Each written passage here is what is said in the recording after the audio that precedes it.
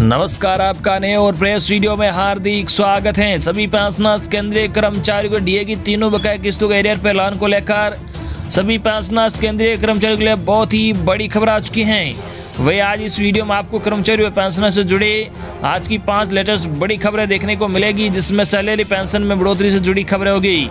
इन सभी खबरों की पूरी जानकारी आपको सबसे पहले इस वीडियो में देखने को मिलेगी, तो बने रहे आप इस वीडियो को लास्ट तक और जानिए इन महत्वपूर्ण खबरों को सबसे पहले। इससे पहले अगर आपने अभी तक भी इस वीडियो पर एक लाइक नहीं किया हो तो एक लाइक कर दीजिए, क्योंकि आपका एक लाइक ही हमारी मेहनत का फल होता है। वही चैनल को भी फ्री में सब्सक्राइब नहीं किया हो सब्सक्राइब कर लीजिए, ताकि आगे भी आपको कर्मचारी व पेंशनर से जुड़ी लेटेस्ट बड़ी अपडेट सबसे पहले देखने को मिलती रहे। तो चलिए बढ़ते हैं इन बड़ी खबरों में आगे। सैलरी व पेंशन से जुड़ी खबरों को जानने से पहले सभी देशवासियों के लिए 1 अगस्त से होने वाले अहम बदलाव को भी जानना बहुत ही जरूरी है, जिसका आप पर क्या असर पड़ेगा। आपको बता दें कि हर महीने की पहली तारीख से कुछ न कुछ नियम जरूर बदलते हैं। अब 1 अगस्त से भी ऐसे ही कई नियम बदलने जा रहे हैं। कुछ नियम आईसीआईसीआई बैंक बदलेगा, जबकि कुछ नए नियम आरबीआई के लागू होने जा रहे हैं। इसके अलावा बैंकों के एटीएम और इंडिया पोस्ट पेमेंट बैंक के भी नियम और चार्ज बदलने जा रहे हैं। यहाँ हम आपको उन सभी बदलावों की जानकारी देंगे जो 1 अगस्त से लागू होने जा रहे हैं। जी आपको बता दें आईसीआईसीआई बैंक में चेक का नया नियम। जी आपको बता दें आईसीआईसीआई बैंक किसी साल में 25 चेक फ्री देगा। इसके बाद 10 चेकों के लिए अतिरिक्त 20 रुपये का चार्ज देना होगा। वैसे तो मौजूदा चार्ज भी इतना ही है, पर फिलहाल बैंक की तरफ से साल में 20 चेक फ्री दिए जाते हैं। ये बदलाव ग्राहकों के लिए अच्छा है। एक और बात की बैंक में अब से हर महीने शाखाओं में 4 मुफ्त लेन देन की अनुमति देगा। इससे ऊपर के ग्राहकों को हर ट्रांजेक्शन के लिए 150 रुपये चुकाने होंगे। इन नकद लेन देन में आईसीआईसीआई बैंक शाखाओं में जमा और निकासी दोनों शामिल होगी। एटीएम का नया नियम। जी आपको बता दें आईसीआईसीआई बैंक के ग्राहकों को 1 महीने में 6 मेट्रो शहरों मुंबई, नई दिल्ली, चेन्नई, कोलकाता, बेंगलुरु और हैदराबाद में नॉन आईसीआईसीआई बैंक के एटीएम से 3 बार मुफ्त में पैसा निकालने की अनुमति होगी। मेट्रो शहरों के अलावा बाकी क्षेत्रों में 5 फ्री लेन देन मिलेगी। इसमें वित्तीय और गैर वित्तीय लेन देन दोनों शामिल होंगे।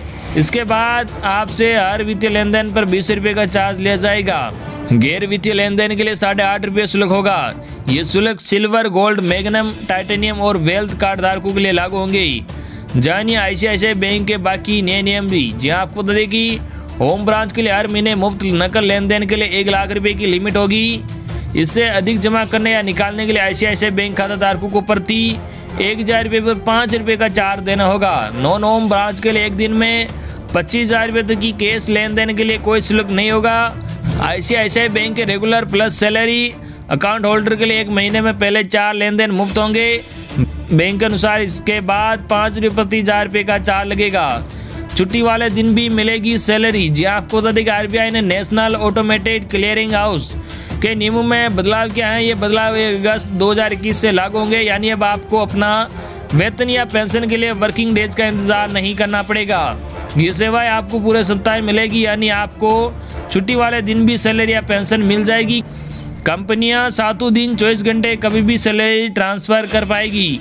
बढ़ेगा एटीएम चार्ज। जी आपको बता दें आरबीआई ने बैंकों को एटीएम से लेन देन की मुफ्त लिमिट पूरी होने पर ज्यादा शुल्क लेने की अनुमति दे दी है। बैंकों को हाई इंटरचेंज चार्ज और एटीएम ऑपरेटिंग लागत में बढ़ोतरी की क्षतिपूर्ति करने के लिए ये फैसला लिया गया है। 1 अगस्त से बैंक एटीएम ट्रांजैक्शन फीस बढ़ा सकेंगे। India post payment bank IPPB खाता धारकों को डोर स्टेप बैंकिंग के लिए भुगतान करना होगा। 1 अगस्त 2021 से आईपीपीबी की डोर स्टेप बैंकिंग सुविधा शुल्क में बदलाव होने जा रहा है। फिलहाल डोर स्टेप बैंकिंग पर कोई शुल्क लागू नहीं है। बदलेगी सिलेंडर की कीमतें भी। जी आपको बता दें कि हर महीने की 1 तारीख को गैस सिलेंडर की कीमतों की समीक्षा होती है। 1 अगस्त को भी नई कीमतें जारी हो सकती है। वही अगली बड़ी खबर आपको बता दें कि कर्मचारियों के काम के घंटों में होगी बढ़ोतरी। 1 हफ्ते में मिलेगी 3 छुट्टियां। जाने कब लागू होंगे नए नियम। जी हाँ, इस बात की चर्चा जोरों पर चल रही है कि नया वेज पहले 1 अप्रैल से लागू किया जाना था, लेकिन राज्य सरकारों से मसौदा नियम नहीं मिलने के कारण इसको लागू नहीं किया जा सका।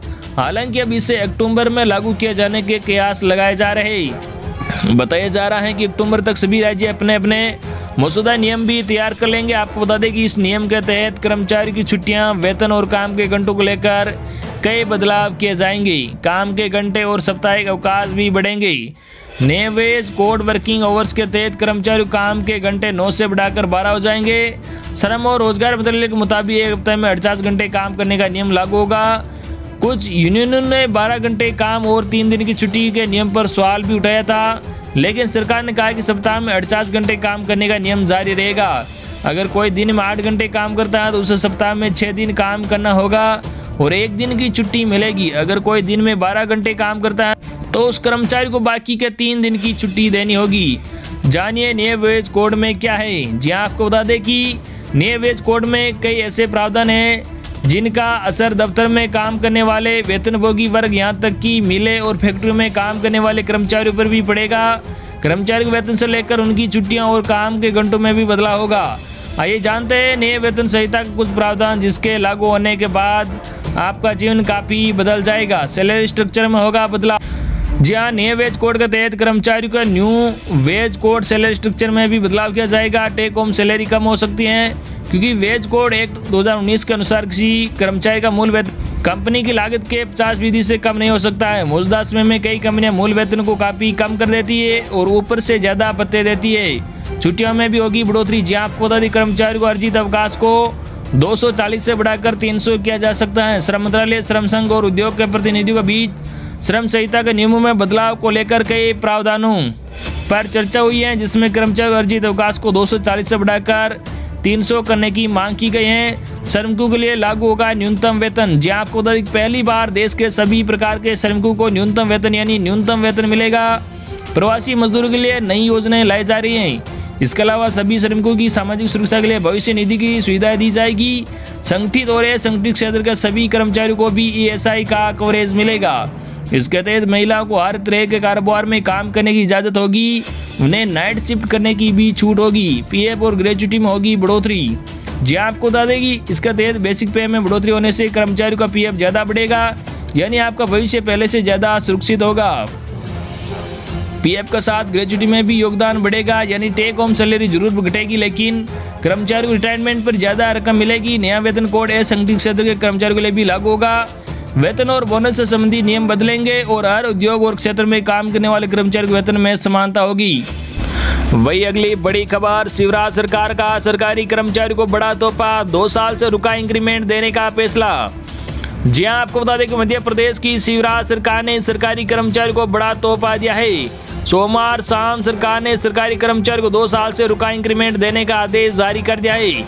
कर्मचारी संगठन लंबे समय से इसकी मांग कर रहे थे। सोमवार शाम को आदेश जारी करते हुए विभाग ने जानकारी दी है कि सभी शासकीय सेवकों को 1 जुलाई 2020 और 1 जनवरी 2021 के साथ साथ 1 जुलाई 2021 को देय वार्षिक वेतन वृद्धि मिलेगी।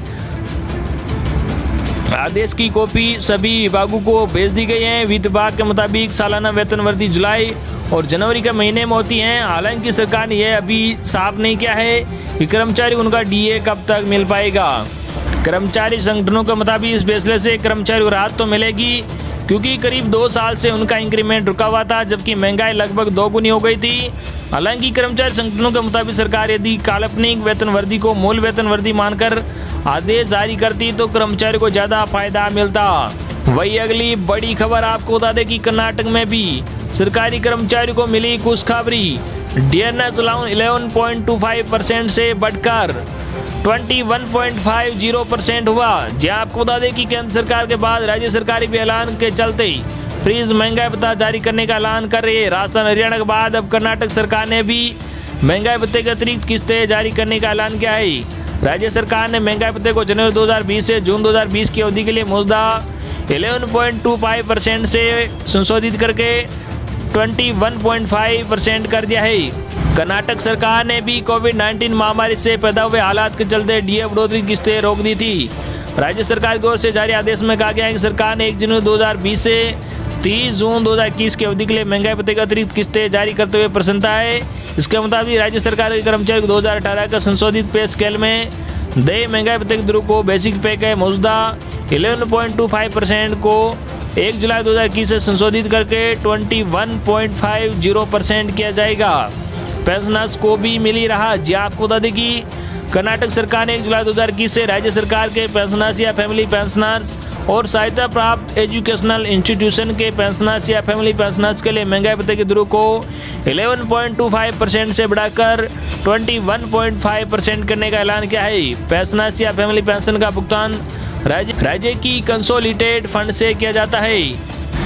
वही अगली बड़ी खबर आपको बता दें, केंद्रीय कर्मचारी अगस्त की सैलरी में मिलेगा डबल बोनस।